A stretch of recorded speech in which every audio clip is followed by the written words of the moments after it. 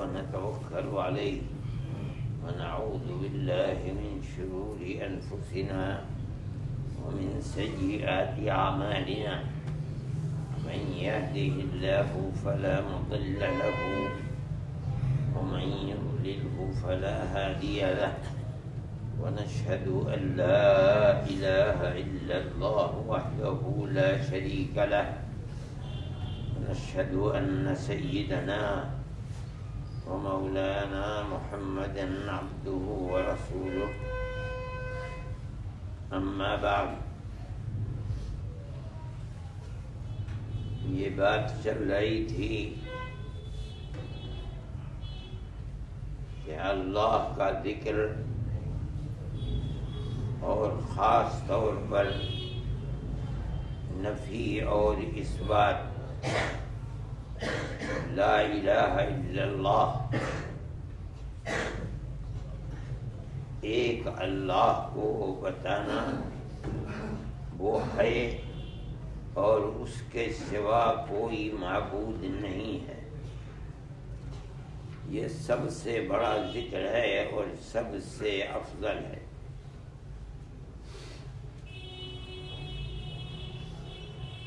سب سے افضل ہونا ایک بات ہے، اور ہر ذکر کا اللہ کے یہاں مقبول ہونا، اللہ کو اس سے خوشی ملنا، اللہ کی طرف سے رحمت کا فیضان ہونا، یہ ایک دوسری چیز ہے۔ یہ صحیح ہے کہ اللہ کے سوا ہر ایک کی نفی کرنا اور یہ کہنا کہ میرا اللہ تو بس ایک ہی ہے، وہی دینے والا ہے، وہی سننے والا ہے، وہی رحم کرنے والا ہے، وہی کرم کرنے والا ہے، وہی دنیا دینے والا ہے، وہی آخرت کے اندر اپنی رحمت سے نوازنے والا ہے، اسی کے ہاتھ میں جنت ہے، میدان محشر میں وہی دائنے ہاتھ میں دینے، یہ تمام خیر کے دروازوں کی کنجی صرف اور صرف اللہ کی۔ وہ اللہ ایک ہے، اس کے سوا کوئی اللہ نہیں ہے۔ کیا مطلب؟ نہ دینے والا، نہ مغفرت کرنے والا، نہ جنت کا مالک، نہ جہنم کا مالک، نہ میدان محشر کا مالک، نہ موت کے وقت خیر و برکت سے نوازنے والا، نہ دنیا کا مالک، نہ آخرت۔ جو ہے صرف ایک اللہ ہے، اس کے سوا کوئی مالک و مختار نہیں۔ اس کو فرماتے ہیں کہ یہ ہر ذکر سے افضل ہے۔ کہتے ہیں ہر ذکر کی جان ہے، جتنے اذکار ہیں سب اسی کے اندر رکھے ہوئے ہیں۔ صوفیہ کہتے ہیں کہ ہر ذکر سے افضل ہے، سارے اذکار کی جان یہی ہے، کوئی ذکر بغیر اس کے مقبول نہیں ہے۔ کیا مطلب؟ آدمی اللہ اللہ کہہ رہا ہے اور اللہ کے سوا کسی اور کو بھی اللہ مان رہا ہے، اس کا ذکر معتبر نہیں، حالانکہ کہہ رہا ہے اللہ اللہ۔ لا الہ الا اللہ، جب تک اللہ کے سوا دوسرے ہر ایک معبود کی نفی نہیں، کوئی نہیں ہے، جب تک اللہ بھی تو اگر اللہ ہے اور دوسرا معبود بھی ہے، معبود کا یہی مطلب نہیں ہے کہ آدمی اسے سجدہ کرے، نماز پڑھے، وہ کام جو اللہ کا ہے اور اللہ کے سوا کسی کا نہیں ہے وہ دوسرے کا بھی ماننے لگے، یہ بھی شرک ہے۔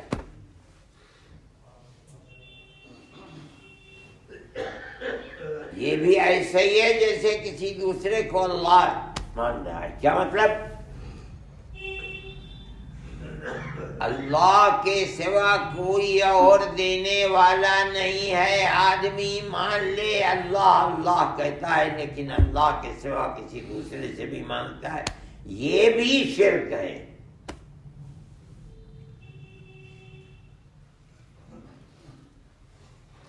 جو کام اللہ کا ہے اگر آدمی وہ کام اللہ کے سوا دوسرے کو دے دے، گناہوں کی مغفرت کرنا صرف اور صرف اللہ کا کام ہے، اسی کا گناہ ہے۔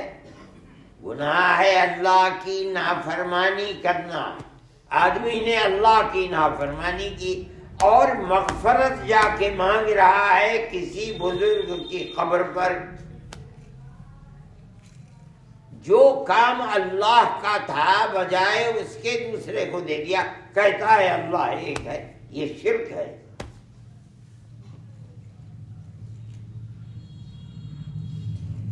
اس لیے لا الہ الا اللہ کو سب سے افضل ذکر بتایا گیا کہ اس میں ہر ایک کی نفی ہے، نہ کوئی شیخ طریقت، نہ کوئی بڑے سے بڑا بزرگ، نہ کوئی ولی، کوئی اللہ نہیں ہے۔ اللہ کی ذات جس سے مانگا جائے گا، جو دینے والا ہے، معاف کرنے والا ہے، خیر کی توفیق دینے والا ہے، دنیا دینے والا ہے، آخرت دینے والا ہے، برزخ میں دینے والا، ہر جگہ ہر کمال صرف اور صرف ایک اللہ میں ہے۔ اس لیے لا الہ الا اللہ کو تمام اذکار کی جان، یہ کہتے ہیں کہ تمام ذکروں کی بنیاد لا الہ الا اللہ۔ مومن کو ہر وقت اللہ کا ذکر کرنا چاہیے۔ اس ذکر کی سب سے بڑی جو خصوصیت ہے وہ یہ ہے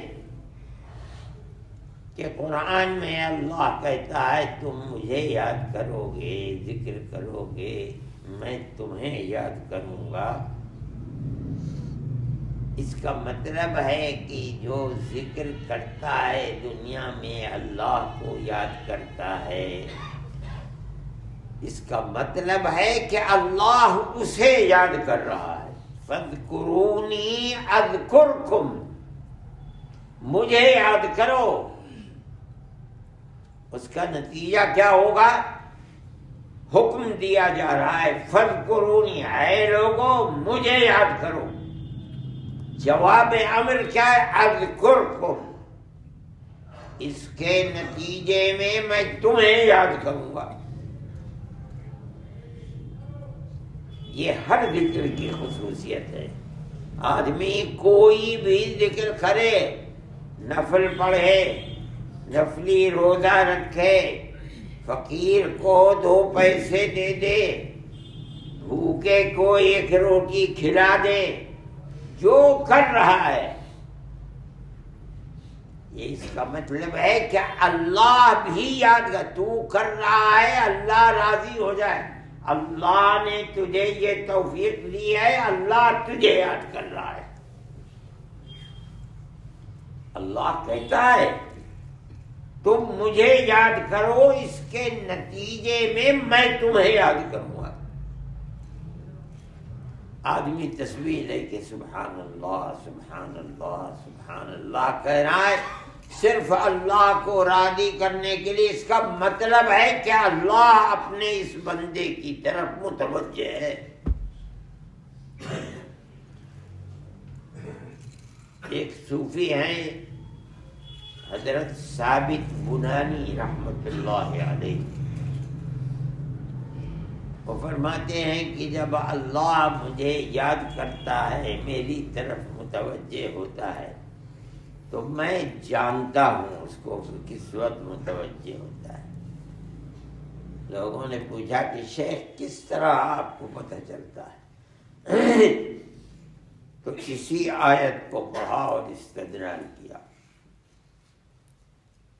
میں یاد کرتا ہوں یہ نتیجہ ہے در حقیقت اللہ کو یاد، جب اس کی ذات، اس کی رحمت، اس کی عنایت، اس کا کرم میری طرف متوجہ ہوتا ہے اور میں اللہ کو یاد کرتا ہوں، عبادت کرتا ہوں، ذکر کرتا ہوں، ہاتھ اٹھاتا ہوں، روتا ہوں۔ میرا یہ رونا در حقیقت اللہ کی عنایت اور توجہ کا سبب ہے۔ اس کا مطلب ہے کہ اس نے مجھے توفیق عطا فرمائی۔ اس کا مطلب ہے کہ آدمی جب متوجہ اللہ کی طرف ہے، اللہ اس کی طرف متوجہ ہے۔ آدمی کو اللہ کے ذکر سے، عنایت سے غافل ہونا نہیں چاہیے۔ اسی لیے صوفیاء اتنا ذکر کراتے ہیں، پاسن پاس اتنا کرایا کرتے تھے کہ چلتے پھرتے اٹھتے بیٹھتے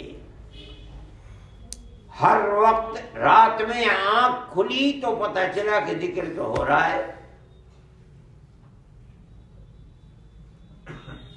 ذکر طبیعت میں رچ بس جاتا۔ حضرت رحمت اللہ علیہ کو دیکھا سو رہے ہیں اور کروٹ بدلی، جہاں کروٹ بدلی زور سے اللہم لک الحمد والشکر، اور اگلے ہی لمحے میں پھر خراٹے آنے لگے۔ اللہ کا ذکر مومن کے دل دماغ میں ایسا رچا بسا ہے کہ غیر اختیاری تو سوتے جاگتے ہر وقت اللہ کا ذکر قلبی۔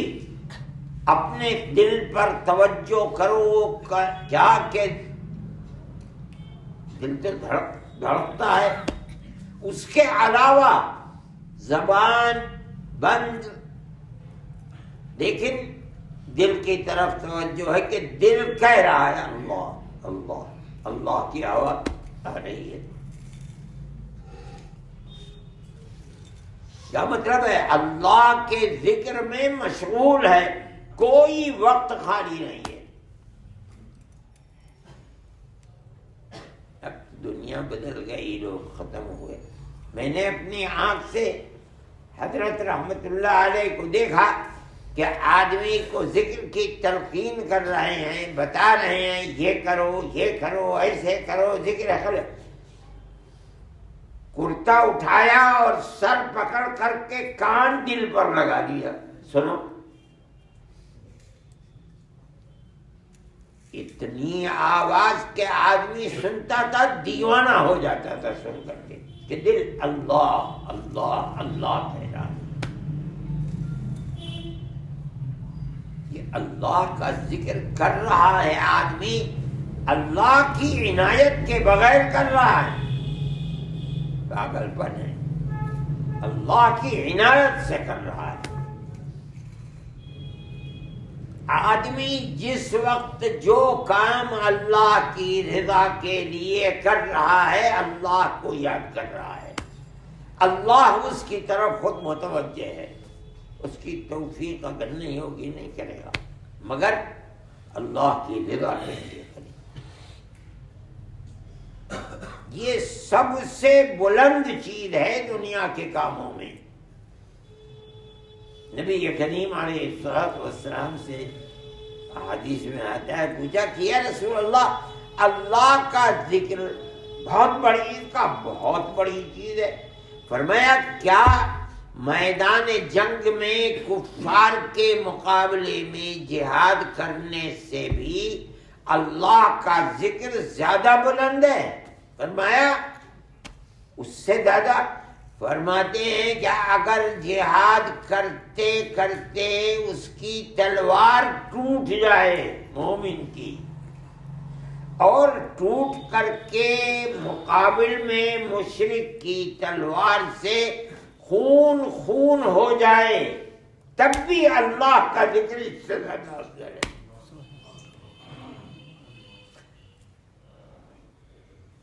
اس لیے ذکر خداوندی، اللہ کو یاد کرنا، یہ جہاد کے اندر مر جانا، جان دے دینا، جب ہی مقبول ہوگا جب یہ سب کچھ اللہ کے لیے ہوا ہے۔ اور ذکر اللہ بھی اللہ ہی کا ذکر ہے۔ نبی کریم علیہ الصلوۃ والسلام نے فرمایا سبق المفردون، مفردین آگے بڑھ رہے۔ تو لوگوں نے سوال کیا وَمَا الْمُفَرِّدُونَ یا رسول اللہ، مفردون کون لوگ ہیں؟ فرمایا المستہترون فی ذکر اللہ، حترا کے معنی آتے ہیں کسی چیز سے اتنا محبت میں لگ جانا کہ جب کہے وہی کہے، جب کرے وہی کہے، ہر وقت اسی میں گم۔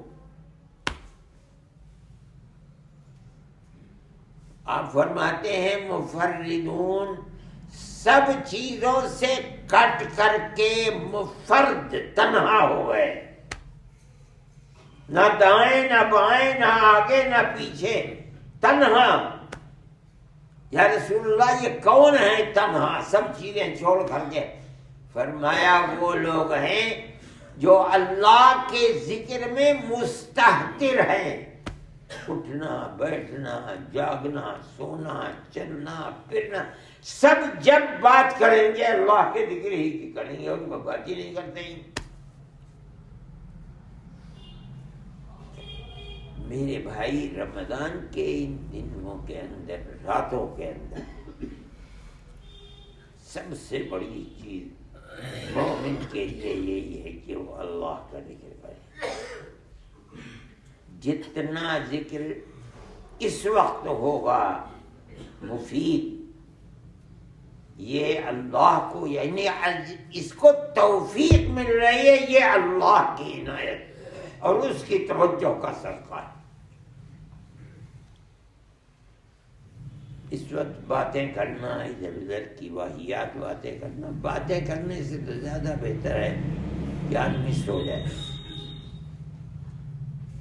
ورنہ تو ہر وقت اللہ اللہ اللہ کو یاد کرو۔ یہ سب سے بہترین چیز ہے۔